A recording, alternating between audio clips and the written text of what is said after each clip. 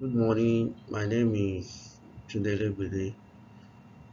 I'm a senior lecturer at the Department of Employment Relations and Human Resource Management, Faculty of Management Sciences, University of Lagos. This morning we'll be looking at labor relations theory. Under this lesson, we are going to expect the following learning outcomes from the students. That at the end of this lesson, students should be able to identify employment relation theories, define economics perspective, define ethical perspective, define psychological perspective, define revolutionary perspective, and define political perspective. Now, the first uh, perspective that we're going to look at is the economic perspective. And in that regard, we'll be looking at classical economics thoughts on labor. The classical economic perspective developed around 19th century. The classical economists view labor as a part of the machine processes as advocated by Adam Smith, Reverend Matthews, and David Ricardo. Their major concern was on the fact that labor is seen as a factor of production, that labor is part of the machine process, labor is part of factor of production, and is a fourth or fifth factor of production, and therefore labor should be subjected to all economic principles, including demand and supply, and especially in the aspect of wage determination, it should be determined from such perspective that the issue of wages should be determined from uh, economics viewpoint, that the labor market itself is a competitive market, and at a point in time, the wages of labor will be high as a result of excessive demand over the supply, and at a point in time, the price of labor will low as a result of excessive supply over the demand. And at the point in time, the market will regulate itself because it's a self-regulated market. We adjust itself and reach a point of equilibrium where demand will equate supply at a particular wage. And there should be no point in time that the process should be uh, should be interrupted by any institutional means or by any uh, government. Otherwise, the functioning of the proper labor market will be seriously damaged and affected. And that labor as a factor of production is more greatly influenced by the social and economic work environment rather than any other means. The classical view also stressed that the insufficient difference between labor and other factors of production explain the complex nature of labor and their input into the cost of production.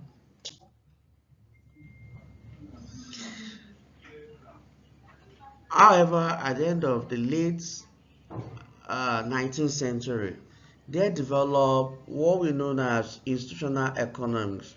The institutional economics view contradicts the submissions and positions of the classical economics. The institutional economic believe that the argument of the classical economists fail to realize the traumatic experience and deprivation of work experienced by workers within the industrial society, and that the issue of wages is too simplistic by the concept of demand and supply, and therefore that labor is a unique factor of production and should not be treated as part of the machine processes because labor has the ability to think and react to situations unlike other factors of production. In that regard, the institutional economists believe that certain institutions should be allowed to regulate issues of labor, especially in wage determination, and they suggested uh, trade unionism and collective bargaining. This idea was popularized by Sidney and British Webb and later by Karl Marx in the late 19th century. They believe there should be central role for trade union in relating the traumatic experience of labor and in eliminating uh, the deprivation of work and as an institution that will protect workers in the organization, and that collective bargaining should also be recognized as an institution or a process that will regulate and eliminate violence expression of conflict within the workplace. However, there are contradiction between the submission of Marx and the submission of Sidney and Beatrice Webb in their position. For instance, the Webb believed that trade unions should be more of a welfare organization, an organization that fights for the welfare of workers, and should not be interested in uh, social structure or social order of their society. Marx why Marx believed that trade unions should play a central role, especially in uh, changing the social order through a violent revolution in order to establish the government of the working people, because he believed the capitalist system exploits the working people that is generally regarded as proletariat. These are the point of contradiction between the Webbs and the Marx, and because of the revolutionary aspect of the Marx point of view on rule of trade, his thoughts, his position was later regarded as revolutionary perspective.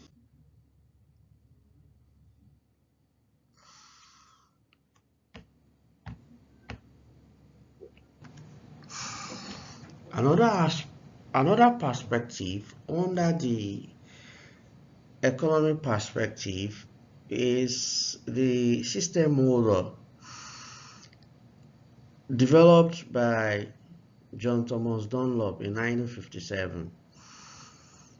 This perspective or this theory is assumed to be a fundamental theory in industrial relations, although the theory has been subjected to every criticism from various scholars in industrial relations. However, it still remains one of the fundamental theories because it's one of the theories that comprehensively define industrial relations and also define industrial relations as a discipline, as a professional area of studies.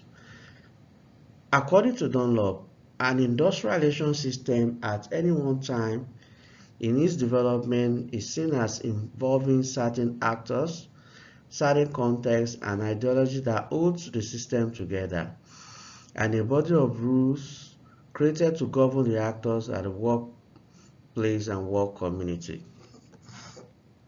According to Dunlop, the industrial relation actors are non-moving actors.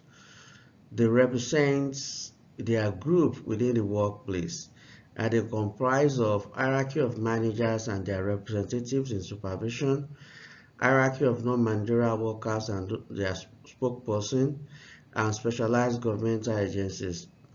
This, according to Dunlop, represent the tripartite structure in industrial relation, which involves the workers, the employers, and the state. The state creates not only the enabling environment, but also creates and regulates the affairs in industrial relation, the relationship between the employers and employee.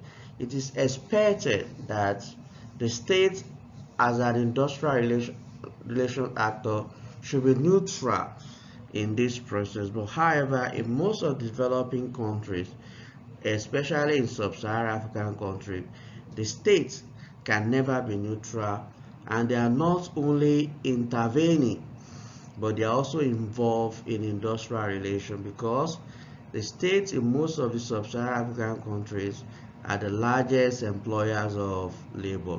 So they don't just play a neutral game. They don't just intervene when there is crisis to resolve, but they are also uh, a major player. So they are involved in industrial. So in sub-Saharan African countries, we talk about state involvement, not state intervention, and not state neutrality in an industrial relation uh, system. According to according to Dunlop, he identifies certain contexts. These contexts, according to Dunlop, there are three sets of givens because they shape and structure industrial relation in different environments. The nature of your environment, your industrial relation, the system of your industrial relation, your trade union, your collective bargaining, the level of your industrial democracy, the level of workers' participation in management, the level of co-determination, your level of employment practices, inflation, unemployment within your economy are structured and shaped by these three sets of givens. These, according to Dunlop, are the technology of your workplace within your work community, the market or budgetary constraint, and Dunlop identify further that the market constraint has to do with the capitalist economy, and that market constraint is also divided into two. You have the occurrence in the labor market and you have occurrence in the product market, and how they determine and shape industrial relations. Then the budget constraint has to do with the communist economy. And Dunlop also identified a complex of rules and regulations that govern the conduct of the actors in industrial relations. As we're going to see later in our comparative analysis, why industrial relations differ among country to country, why industrial relation rules differ even within among the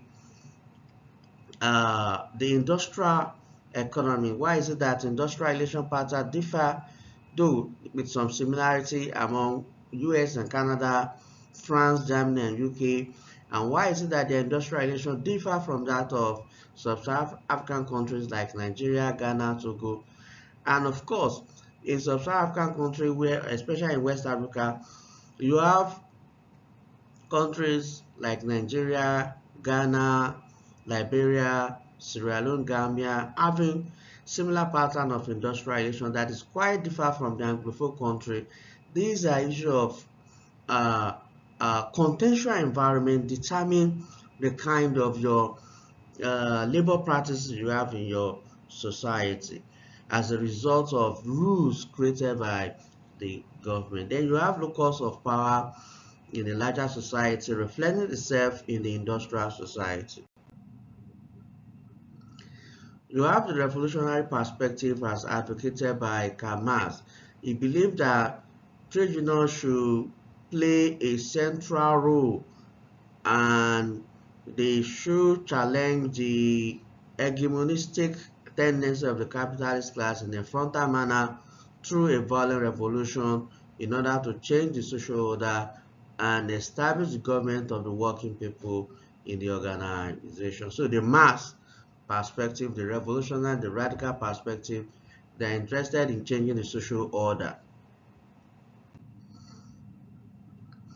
Then you have the political perspective. The political perspective was developed by Rolf Clegg in 1969.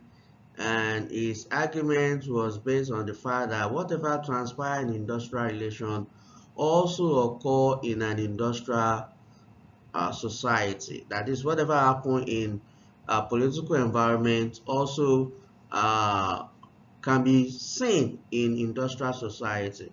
And he made mention of the fact that in a parliament, the ruling party forms the government, whereas the opposition serves as a relevant and formidable check.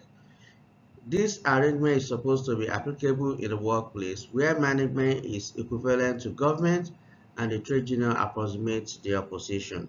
That is, whatever transpires in government also uh, happened in industrial society. According to Clegg, management are the government of the industry, while trade union are opposition in power, and they serve as a formidable check to the opposition. But this perspective has also been criticized on the ground that how can you have an opposition that can never become government? In a political environment, there's likelihood and there's possibility for opposition to become government. The ethical perspective was advocated by Flander. If view industrialization from the point of the institutions that are established for regulating relationship between the social partners, from their social norms, from moral perspective, he argued that industrialization should be seen as a study of institution of job regulation. And Flander identified two rules that govern the conduct of the actors within the workplace and work community. These rules are the substantive rules and the procedural rules. The substantive rules are the issue of bread and butter, issue of wages, and those are the uh, contents of any bargaining relationship. They are issue of discussion at the bargaining table, and they end up to have a collective agreement on it. That collective agreement is known as substantive agreement, while the procedural rules govern the making the process of the substantive agreement. All these will be discussed further in our subsequent lessons.